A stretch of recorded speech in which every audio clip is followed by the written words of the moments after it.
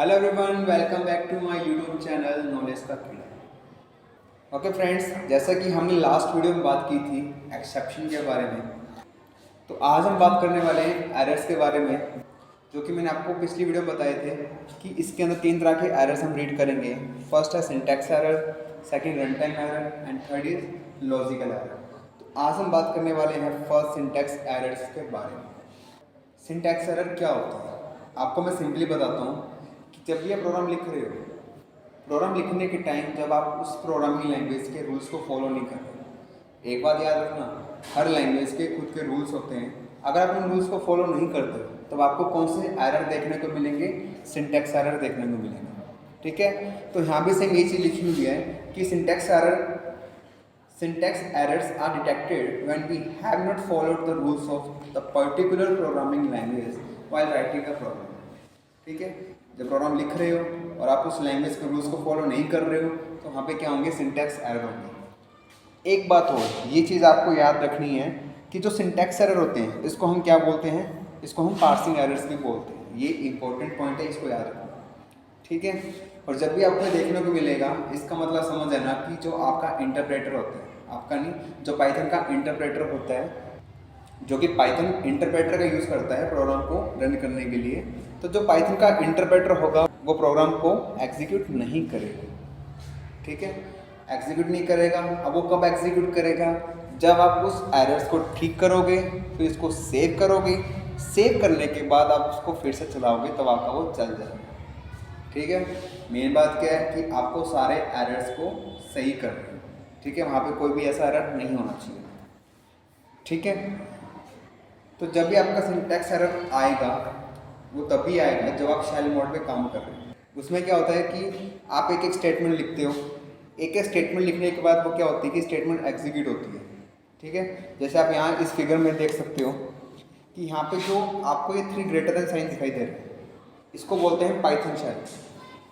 ठीक है, Python shell होते हैं जो आपको डिनोट करता है कि यहाँ पे आपको स्टेटमेंट्स लिखनी है, और जहाँ पे आपको ये ग्रेटर देन साइन नहीं दिखाई देंगे उसका मतलब ये होगा कि या तो वहाँ पे आउटपुट आएगा या फिर वहाँ पे क्या होगा? इंडेंटेशन होगा।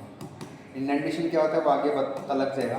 बाकी इतना याद रखो कि जो यहाँ पे बीच का स्पेस है, ये वाला पूरा स्पेस नहीं, जो इसके बराबर का इतना स्पेस होगा वो इंडेंटेशन होता है। ओके, तो इंडेंटेशन जब होगा, ये जब आपका आउटपुट आने वाला होगा तब आपको ये 3 ग्रेटर देन साइन नहीं दिखाई देगी।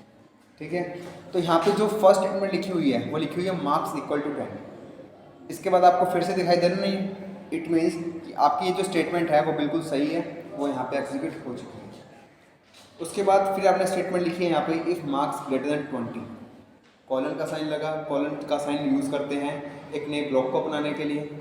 ठीक है, उसके बाद क्या हुआ कि यहाँ नीचे लिखा आपने प्रिंट गुड स्कोप। तो आपने ये लिखा, जैसा मैंने लास्ट वीडियो में बताया था कि आपका जो प्रिंट है वो क्या है? फंक्शन है, और फंक्शन को डिनोट करने के लिए क्या यूज़ करते हैं? पैरेंथेसिस का यूज़ करते हैं। आप यहाँ देख सकते हो कि यहाँ पे इन्होंने ब्रैकेट्स का यूज़ ही नहीं किया। तो यहाँ पे क्या जनरेट हुआ? सिंटैक्स एरर जनरेट हुआ।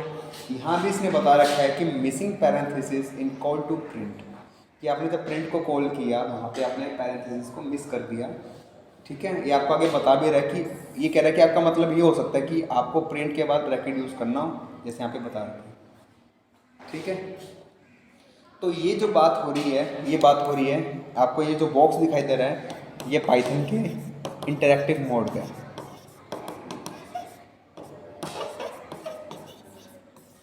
ये पाइथन का इंटरैक्टिव मोड है। ओके, उसके बाद आगे देखें,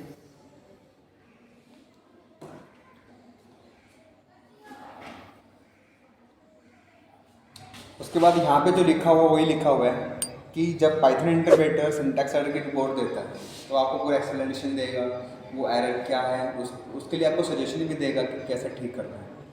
ठीक है, अगर सेम यही चीज़ें अगर आप लिखते हो स्क्रिप्ट मोड में, आपको ये जो बॉक्स दिखाई दे रहा है ये होता है स्क्रिप्ट मोड। ये बताया था मैंने, ये कौन सा मोड है? Interactive mode.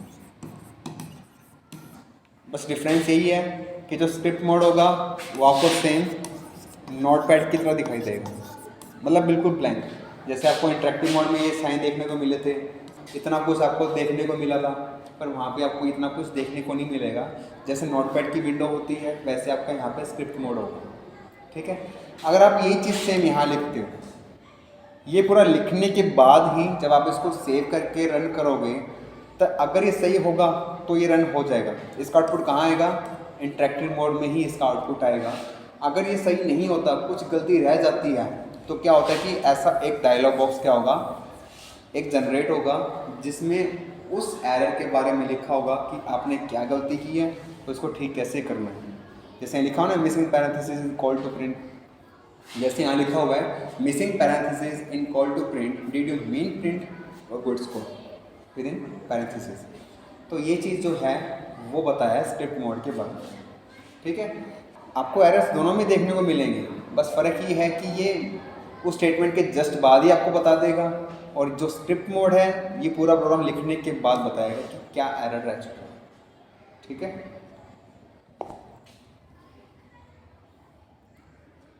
तो आगे आता है एक्सेप्शन के बारे में। तो आज की वीडियो भी यहीं ख़त्म करते हैं।